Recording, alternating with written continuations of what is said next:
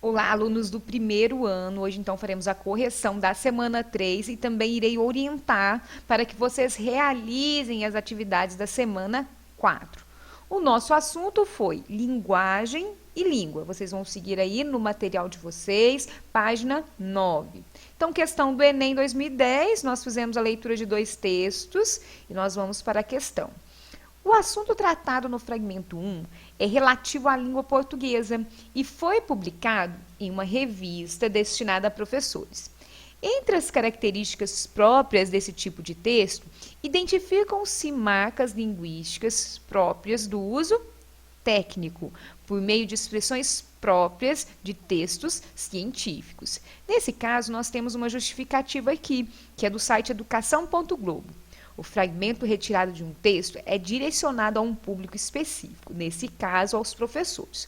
Logo, faça o uso de características próprias por meio de marcas linguísticas. Uma alternativa confirma esse caráter técnico do texto que se revela em seu tema metalinguístico e nas expressões empregadas, código, regras gramaticais e modalidades.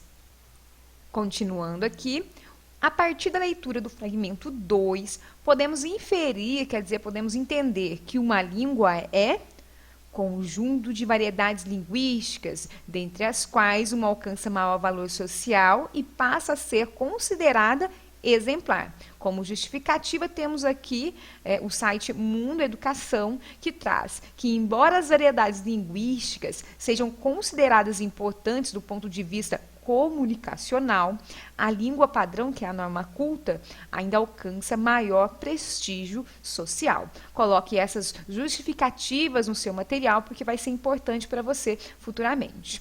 Nesse caso, nós temos a questão número 2, também já fizemos a leitura do texto, e vamos para a pergunta. Qual é o ponto de vista defendido pelo autor sobre as variedades linguísticas? De acordo com o ponto de vista defendido pelo autor, as variações linguísticas são próprias da língua e estão alicerçadas nas diversas intenções comunicacionais. A variedade linguística é um importante elemento de inclusão, além de instrumento de afirmação da identidade de alguns grupos sociais. O aprendizado da língua portuguesa não deve estar restrito ao ensino de regras. Continuando aqui, questão número 3, Enem 2009, também já fizemos a leitura da tirinha e vamos para a questão. A norma padrão está vinculada à ideia da língua modelo, seguindo as regras gramaticais de acordo com o momento histórico e com a sociedade. Quanto às variedades linguísticas presentes no texto, a norma padrão da língua portuguesa é rigorosamente obedecida por meio. Então, nós temos a letra B, do emprego do pronome pessoal oblíquo. Em meu filho, um escritor publica um livro para parar de escrevê-lo. Então, aqui no caso, nós temos o pronome oblíquo aqui, não é? Então, é por isso que nós temos essa alternativa e aqui nós temos uma justificativa do site Brasil Escola. A oração está de acordo com a norma padrão culta da língua portuguesa, especialmente no que se refere ao emprego do pronome oblíquo no verbo escrever. Então, finalizamos aqui a correção da semana 3 e vamos aqui para a semana 4. Você vai colocar aí o assunto linguagem e língua, colocar a data, e aí nós estamos na página 12. Vamos na leitura. Número 1. Como se sabe, toda e qualquer interlocução está condicionada a alguns requisitos básicos para que haja uma perfeita sintonia entre os elementos envolvidos, emissor vezes receptor. Partindo desse pressuposto, comente acerca de algumas ocorrências que, porventura, interferem em tal materialização, especialmente sobre a ambiguidade. Então, aqui eu vou colocar no site para você entender o que é ambiguidade, e aí você vai responder depois as outras questões também a partir dessa ideia. Temos o site aqui, figura de linguagem, e está escrito: ambiguidade é considerado um vício de linguagem. Ocorre quando há a duplicidade de sentido em palavras ou expressões do texto.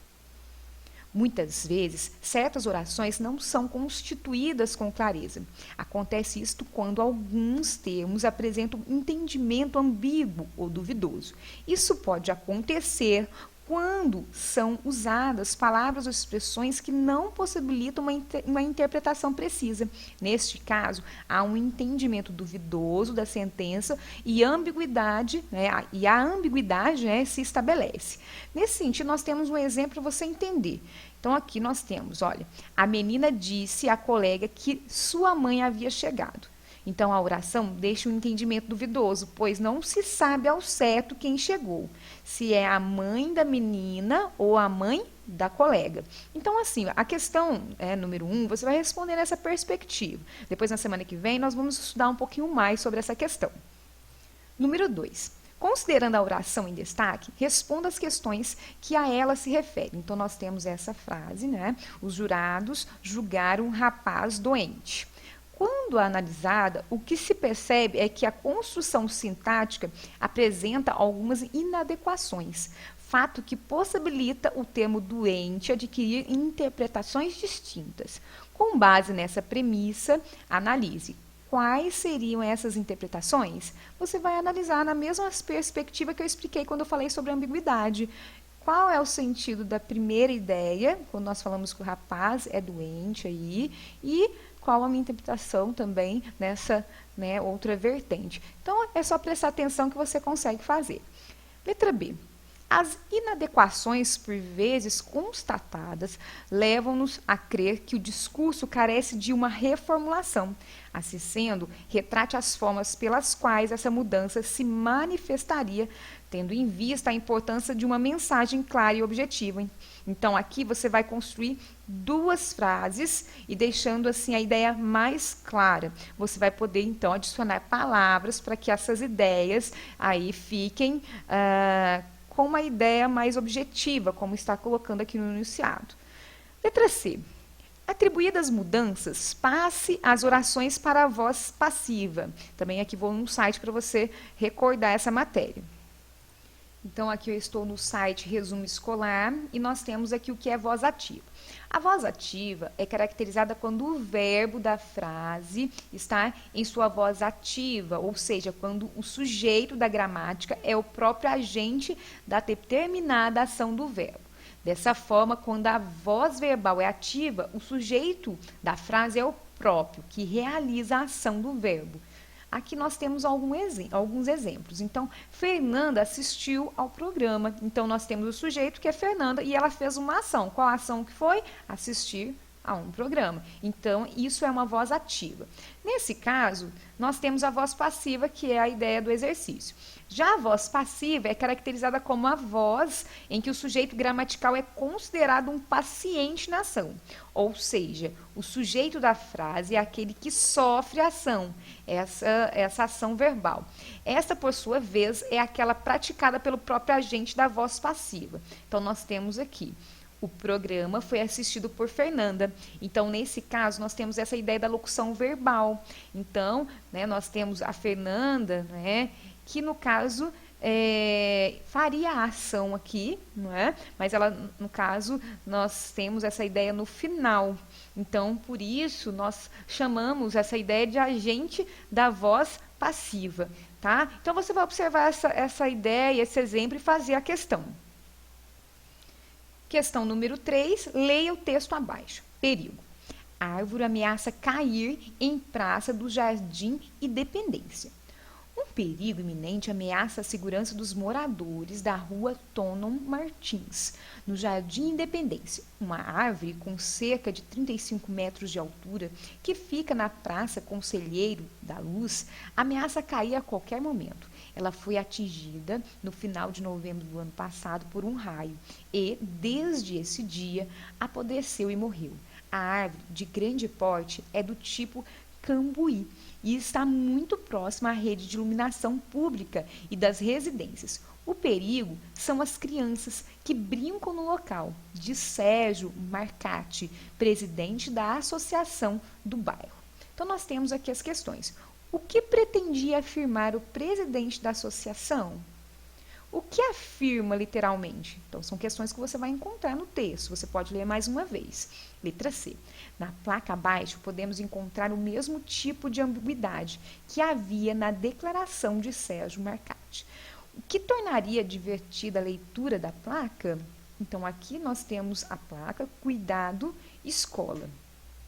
Então, você vai explicar o duplo sentido aqui, né, dessa placa.